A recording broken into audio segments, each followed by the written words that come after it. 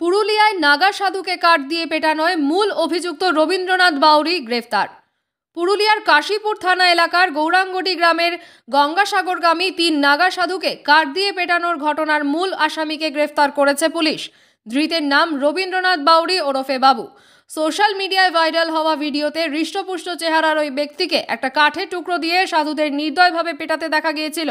পুরুলিয়ায় সাধু নিগ্রহের ঘটনায় এই নিয়ে গ্রেফতার হয়েছেন মোট 13 জন।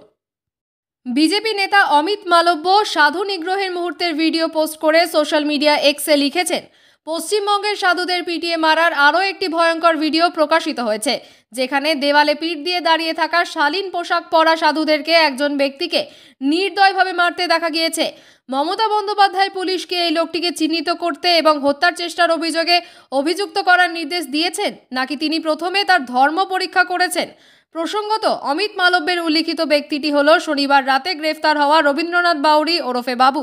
আজ ধৃতকে রঘুনাথপুর মহকুমা আদালতে পেশ করা হয়।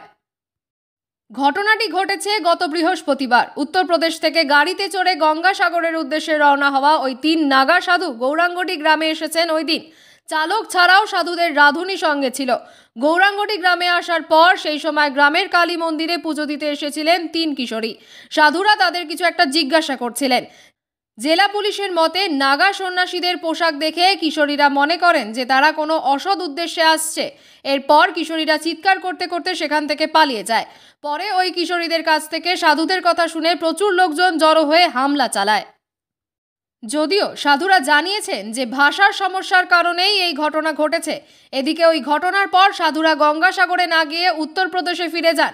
তাদের ফিরতে যেতে সাহায্য করেন পুরুলিয়ার বিজেপি সাংসদ জ্যোতির্ময় সিং মাহাতো। পুরুলিয়ার সাধু ঘটনায় এর আগে 12 জনকে গ্রেফতার করেছিল পুলিশ।